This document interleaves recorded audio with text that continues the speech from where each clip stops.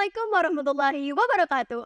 Halo Sobat Greeners, selamat datang di Green Generation Podcast. Nah Sobat, kayaknya nih ya Kak, baru pertama kali ini nih kita bikin podcast yang terkait lingkungan. Nah apalagi kita kedatangan pemuda-pemudi nih yang pengen banget jadi pelopor pelestari lingkungan. Nah tema podcast kita hari ini adalah peran siswa dan sekolah dalam menangani permasalahan lingkungan. Untuk itu, patutnya kita perkenalan diri terlebih dahulu dong. Halo Sobat, perkenalkan aku Melvina dari Iman Satu Karanganyar selaku host pada Green Generation Podcast hari ini. Dan perkenalkan, aku Febio Yanwardiansyah selaku narasumber dari Iman Satu Karanganyar. Perkenalkan, aku Niswika Juara Madani dari SMK Muhammadiyah Karanganyar. Perkenalkan, aku Nadira Rizkita dari SMA Negeri 1 Karanganyar. Boleh tahu nggak nih Kak, panggilannya nih siapa aja gitu? Saya panggilannya Joan. Saya biasa dipanggil Nadila. Kalau Kak? Saya biasa dipanggil Kak Febio. Oke, kita kedatangan ada narasumber dari pihak MAN yakni Kak Febio dari SMK Muhammadiyah 2 Karanganyar ada Kak Jo, dan dari SMA Negeri 1 Karanganyar ada Kak Nadila. Nah, asal Greeners tahu nih ya, sebenarnya kita ini tuh anggota Green Generation Kabupaten Karanganyar atau bisa disingkat dengan GG Karanganyar. Nah, GG Karanganyar itu apa sih? GG Karanganyar ini adalah suatu organisasi, suatu komunitas, suatu gerakan yang melibatkan anak muda untuk bisa membawa perubahan positif, berdampak pada lingkungan gitu, untuk bisa tetap melestarikan, menjaga lingkungan sekitar kita. Nah, mulai nih ya kita ngobrol-ngobrol santai terlebih dahulu. Pengen tahu dong kabarnya Kak Nadila, Kak Joa, dan Kak Febio nih. Gimana nih kabarnya Kak? Alhamdulillah baik. Alhamdulillah baik ya gitu. Alhamdulillah teman-teman, kabar saya juga baik. Nah, terus aku kepo nih, gimana sih kok Kak Nadila, Kak Joa, dan Kak Febio kalian itu bisa jadi pemuda gitu yang concern sama lingkungan gitu? Apa sih yang memotivasi kalian?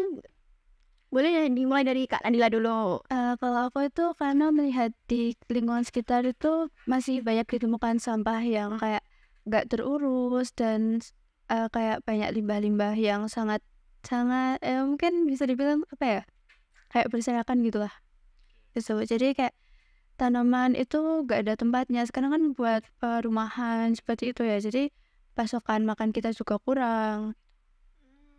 Untuk Kak Jo gimana nih Kak? Dimulai dari lihat lingkungan di sekolah saya sih, dari teman-teman saya yang bisa dibilang cuman buat soal kebersihan itu terlalu mengandalkan orang lain, kayak buat tugas kebersihan dimulai dari sama-sama. Mereka pun terkadang kalau pulang sekolah itu masih banyak yang ditinggal di tempatnya gitu, jadi saya agak miris. Terkadang pun juga kalau saya bantu ngingetin, ada yang masih cuek, ada yang ya sedikit aja sih yang peduli. Oke, lanjut nih Kak Febio, gimana nih Kak? Kalau dari aku sendiri ya, kayak aku tuh kan ngerasa tiap hari itu kan udah mulai panas ya, dan bahkan karena kalau di rumah tuh juga panas, dan aku lihat-lihat terus di Google, di TikTok tuh ternyata kebanyakan juga masalah lingkungan. Jadi concern aku tuh karena pengen masalah panas yang ganggu ini biar segera terselesaikan gitu. Oh, tapi nih, kalian lihat kan kalian tadi ngomongin permasalahan lingkungan nih ya. Tentunya kalian tuh pasti melihat lingkup yang lebih kecil dulu seperti Kak Joa tadi bilangnya mulai dari lingkup sekolah gitu. Nah, kalau kalian nih memandang permasalahan lingkungan itu emang awalnya lihatnya dari mana Kak? Dari rumah, dari sekolah, atau lihat berita-berita gitu? Apa gimana gitu? Lebih tepatnya dari lingkungan sekitar rumah, kayak kalau kita sedang mungkin kayak berkendara gitu tuh di pinggiran jalan tuh masih ada kayak sampah-sampah gitu. Gitu. Terus lanjut nih Kak Febio. Kalau dari aku juga sama sih kayak Kak Nadila tadi kan.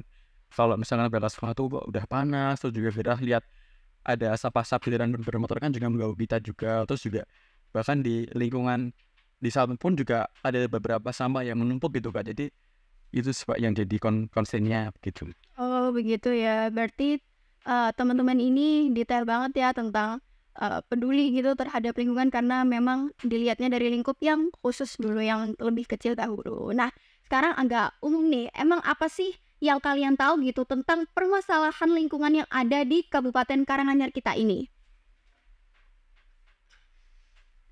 Kalau aku sih lebih ke ini ya, masih kayak contohnya tuh di alun-alun, di taman, kayak tempat-tempat umum itu masih benar-benar banyak sampah bisa ditemuin gitu. Iya sih, betul. Aku juga ya memang banyak banget ya, apalagi di alun-alun abis CFD tuh misalnya. Gila banyak banget sih. Terus dari jalan-jalan juga banyak sekali, kayak terutama juga plastik ya, karena plastik itu kan susah diurai ya, dan itu kita hampir semua manusia itu, semua orang itu pakainya itu plastiknya itu secara berlebihan gitu.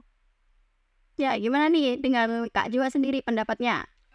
Hampir sama juga sih, tapi kalau saya sendiri terkadang kalau lagi di tempat-tempat wisata daerah Karanganyar itu, pernah juga saya lagi berkendara itu di pinggiran itu, kasihan banget sama pembersih-pembersih kota Karanganyar, karena sampahnya segitu, tenaga kerjanya juga cuma sedikit, jadi kayak harusnya kita juga ikutan peduli gitu loh, biar tidak terlalu membebani pekerjaan mereka. Iya sih, bener ya. Berarti kita sebagai anak muda, masih pelajar loh, juga tetap bisa menjadi pelopor untuk berkontribusi membantu pekerja-pekerja yang turut peduli juga terhadap lingkungan ya. Gimana nih dengan Kak Febio? Kalau dari aku sendiri sih begini ya Mbak ya. Aku belinya Mbak aja ya, kalau Kak agak susah. Kebetulan aku juga salah satu penggerak lingkungan di Jumantono kan, dan juga aku tuh sering komunikasi lah sama kepala harian di TPA sana, bahwa tiap hari itu 150 ton hingga 180 ton sampah itu masuk ke TPA Jumantono, dan itu kalau bisa ditimbang ya emang banyak banget banyak banget kan, nggak tontonan, dan itu tidak bisa terurai karena tidak ada alat yang memadai untuk mengelola sampah, dan juga di tiap-tiap kecamatan, tiap desa ini tidak efektif untuk mengolah sampah, dan juga kan kesadaran masyarakat kan masih rendah ya Mbak Melvin ya, jadinya masih belum bisa teratasi lah untuk mengolah sampah di Karanganyar. Kita kan juga semoga di seperti ini kan teman-teman pemuda itu bisa tergerak lah untuk peduli terhadap lingkungan lagi. Iya, semoga bisa ya Kak Febio. Kan tadi Kak Febio mention nih, Kak Febio itu sebagai anggota penggerak lingkungan yang ada di Jumantono. Emang awalnya bisa sampai kayak gitu gimana sih Kak? Jadi tahu informasi-informasi yang setiap hari sampah datang ke TPS Kosari itu bisa sampai tiap harinya bertonton. Jadi awalnya itu kan aku itu dulu waktu kelas 10 ada tugas sosiologi terkait penelitian perubahan sosial, dan aku juga ternyata dapat temanya lingkungan, dan aku langsung tanya sama DLH-nya langsung, datang ke tempat TPA-nya langsung, tanya-tanya, dan akhirnya mendapatkan informasi seperti itu, Mbak Melvin dan juga Mbak di sini. Dan juga kan TPA di Karanganyar ini termasuknya salah satu yang paling parah Mbak penanganannya, karena masyarakat Karanganyar sendiri yang masih terlalu bergantung terhadap DLH sebagai pengelola sampah, namun kapasitas sampahnya yang sangat tinggi sehingga menyebabkan overload di TPA itu sendiri gitu. Oh begitu. Nah kalau berhubung nih Kak Febio nih udah tahu ya terkait DLH gitu kan ya, terkait TPA Sukosari di Jumantono. Nah ada gak sih Kak Febio tuh kayak pernah denger program apa sih yang pengen atau udah pernah lah dijalanin sama DLH itu sampai ya ingin menangani permasalahan sampah gitu di TPA Sukosari, karena kita tahu ya di TPA Sukosari itu sampahnya udah sampai gunung-gunung, bahkan bau tindak sedapnya udah sampai menguar ke lingkungan mana-mana gitu ya. Oke. Sebenarnya kalau misalkan program itu ada Mbak, dan itu dicanangkan untuk tiap desa. Jadi tiap desa ini wajib ada semacam TPA mandiri. Mungkin ukurannya bisa 10 meter atau 100 meter persegi ya Mbak ya, dan itu kelola sampah dari tiap-tiap dusun itu masuknya ke pengelolaan itu, tapi ini tidak berjalan efektif di Karanganyar. Mengapa? Karena tadi yang saya bilang tadi Mbak Nentin, bahwa masyarakat Karanganyar ini masih terlalu bergantung terhadap daerah itu sendiri. Jadi seperti yang dikatakan Kak Johan ya betul, masih tergantung oleh ibu-ibu atau bapak-bapak yang nyapu di jalan itu ya, dan itu kan juga menyebabkan tugas mereka menjadi lebih berat, dan juga masalah lingkungan kita kan juga lebih berat juga tentunya. Jadi kalau misalkan terkait program memang sudah ada dari dulu, cuman belum berjalan secara efektif karena mungkin entah dari masyarakatnya atau dari pemerintah desanya yang belum tegas lah untuk terkait hal ini begitu. Gitu. Ya, aku mau tanya nih kepada Kak Nadila dan Kak Joat. Nah, kan kalian juga salah satu anggota Green Generation Kabupaten Karanganyar nih ya. Ada masih dari kalian inisiatif diri sendiri gitu, punya program mulai dari diri sendiri, misal di rumah kayak gampangnya reduce recycle gitu ya, yang pupuk organik jadi pupuk kompos, yang organik, yang anorganik jadi suatu kerajinan. Ada nggak sih Kak kayak inisiatif mengelola sampah tapi dimulai dari lingkup kalian sendiri terlebih dahulu gitu? Kalau aku sih ada ya. Kayak aku tuh di rumah itu punya hewan ternak. Oh ya? Nah, Apa tuh Kak kalau boleh tahu?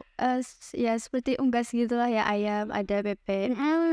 Nah, di situ terutama ayah saya ya itu mengolah kotorannya itu menjadi pupuk. Dengan ditambah daun-daun kering dan tanah yang basah itu nanti akan menjadi pupuk kompos yang sangat berguna bagi tanaman. Gimana tuh Kak proses cara bikin pupuk kompos yang bisa digabungin antara kotoran unggas sama sampah organik lainnya gitu? Biasanya kalau saya lihat ayah saya itu dalam satu seperti tong gitu ya, itu ditumpuk berlapis-lapis gitu antara kotoran, setelah itu daun-daun kering, setelah itu tanah basah seperti itu. Begitu, keren ya. Dan itu untuk petani dari Mbak Nadila sendiri. Kadang juga sama ayah itu dijual seperti itu. Jadi swasembada ya termasuk. Oh alah, jadi program apa pupuk organikmu itu juga dijual sama ayah kamu? Iya. Oh, Kadang juga dibagiin ke tetangga, itu banyak yang punya kebun sawah seperti itu. emang rumah ya Kak Nadila di mana nih kalau boleh tahu? Deket sini kok, Jalan Badak 1. Oh alah, deket banget ya itu. Keren malah. Itu dijualnya itu kayak dipromosiin lewat misal kayak media sosial biasa atau kayak dijual depan rumah atau gimana, buka toko gitu? Kurang tahu ya kayak saya, tapi setahu saya tuh ayah itu cuma kayak kenal dari teman-temannya gitu, kayak temennya itu punya kebun nih, terus sama ayah ditawarin untuk membeli pupuknya gitu aja. Keren ya, semangat dari ayahnya bisa nurun ke anaknya gitu ya. Gimana nih kalau dari Kak Joa, ada nggak nih? Kalau saya dari ibu saya itu ya hampir sama, cuman bedanya itu kayak bikin pernak-pernik dari barang bekas kayak plastik, kayak koran gitu, nanti dibikin kayak semacam bros, terus dititipin. Gitu. Gimana caranya kayak sampah organik bisa jadi bros? Anorganik. Iya, cari dulu barangnya, ya dibersihin dulu, nanti kalau udah dikeringin, terus itu terkadang saya bantuin aja, cuman kalau buat detail pembuatannya kurang tahu. Ya secara lebih singkatnya itu dibikin kayak ya dikreasiin aja gitu, terus nanti kalau udah saya bantu nganterin ke toko yang dibuat biasa titipan gitu. Oh gitu, jadi penjualannya itu dititipin ke toko-toko gitu ya, nggak buka toko sendiri? Kalau buat toko sendiri sih belum, tapi ada beberapa koleksi di etalase gitu ya, dan baru lancar aja sih. Oh boleh nih Kak, kita kapan-kapan main ke rumahnya Kak Nadila sama Kak Joa buat lihat produk-produknya, pengen sih, tertarik sih, beneran serius ini ya. Nih kalau semisal dari Kak Febio nih, ada atau enggak nih?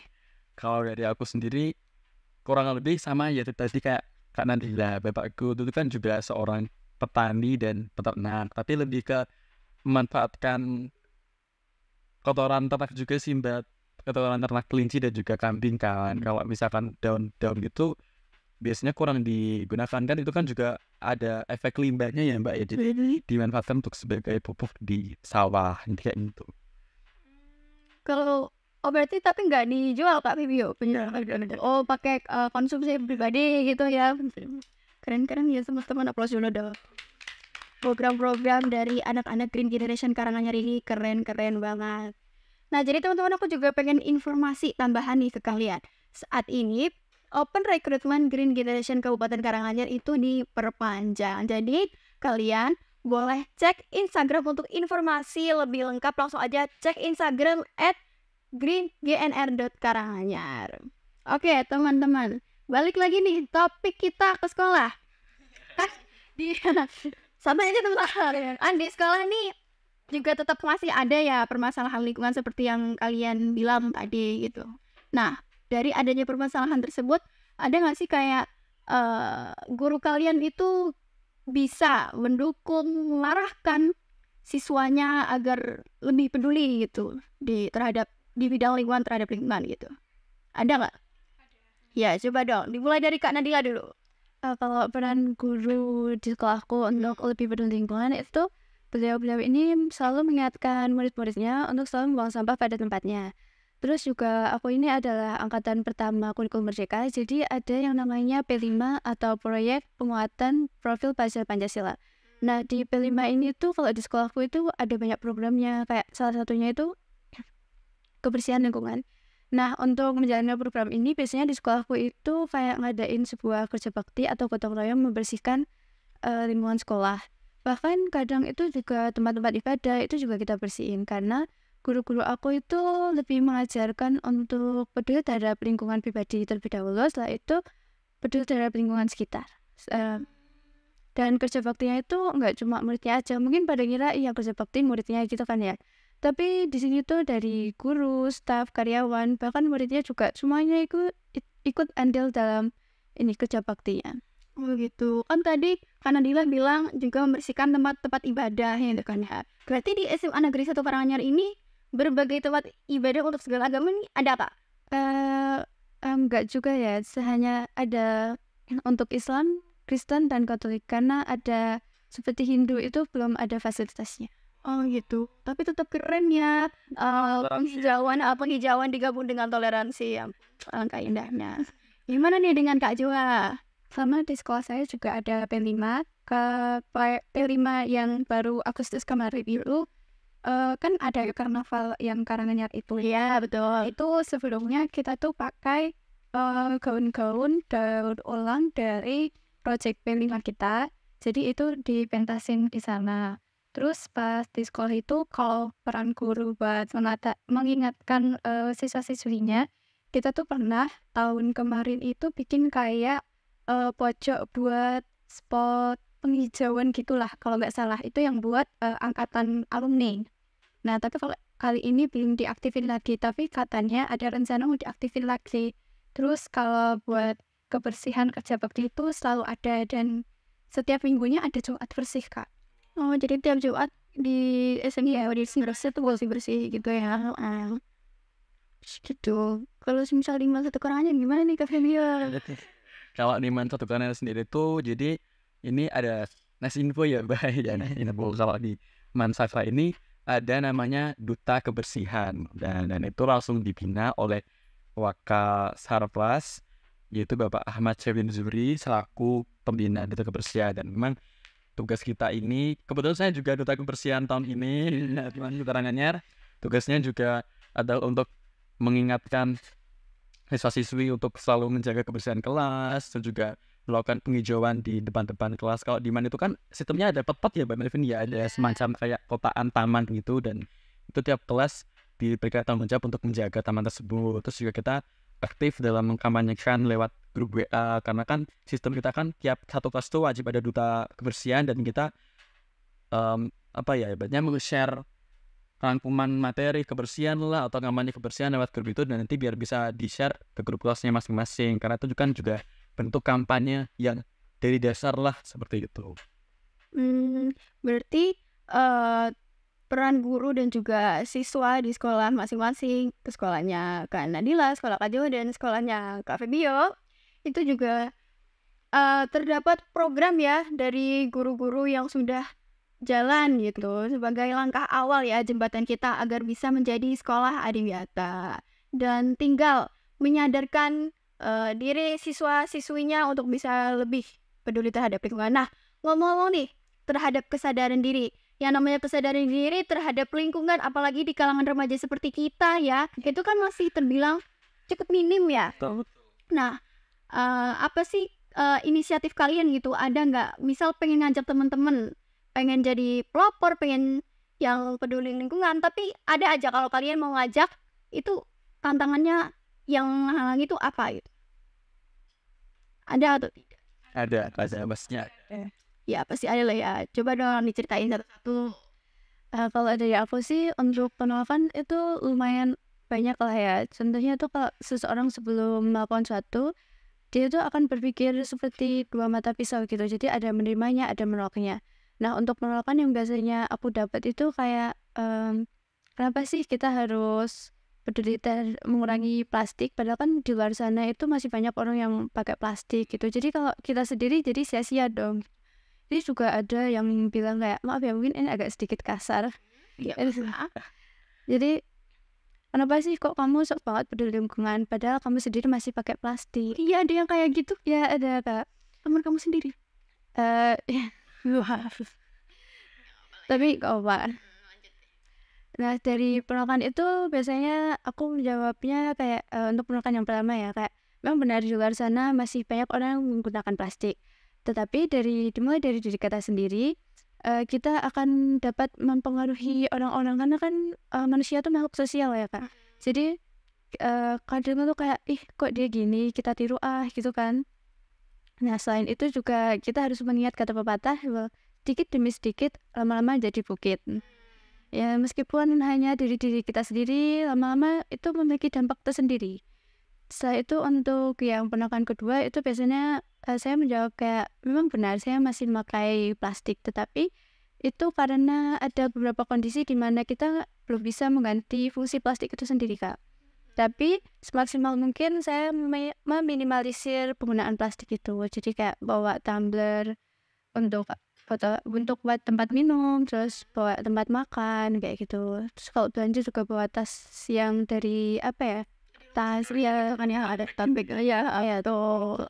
Oh keren ya, berarti Kak Nadila nih juga sudah mulai dari diri sendiri untuk bisa seenggaknya meminimalisir penggunaan kemasan sekali pakai gitu ya. Berarti kalau semisal Kak Nadila mau beli jajan itu bawa bekal sendiri atau gimana? Atau buat bekal sendiri? Iya, kadang bawa wadah sendiri. Terus kalau semisal nih air putihnya Kak Nadila dari rumah habis, terus tumblernya air putihnya minta gitu dari di kantin atau gimana? Ya kadang mungkin minta atau beli di kantin gitu. Oh gitu.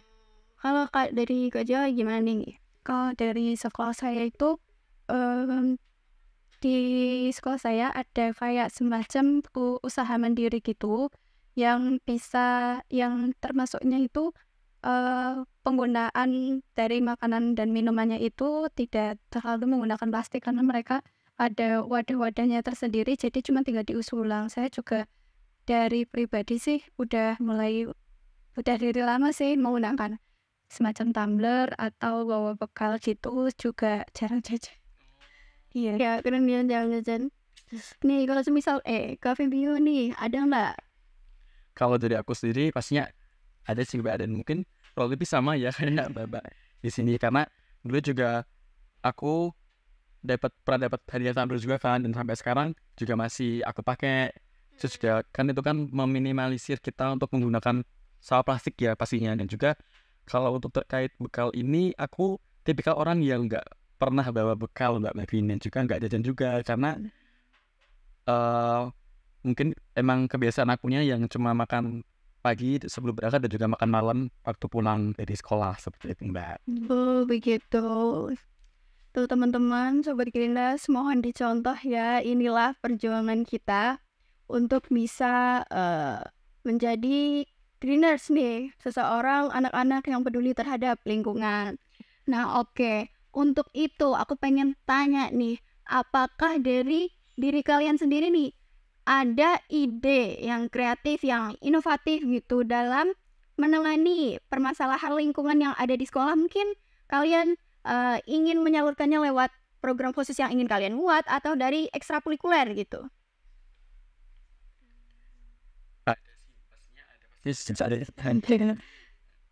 Ya boleh dong diceritain. Kalau dari sekolahku itu sebenarnya dari awal sudah ada ekstrakurikuler yang namanya pecinta alam. Oh gitu. Oh Iya. yang siswa pecinta alam itu bukan siswa lah. Kalau di sekolah sebutannya apa? Itu PA. Oh ganteng.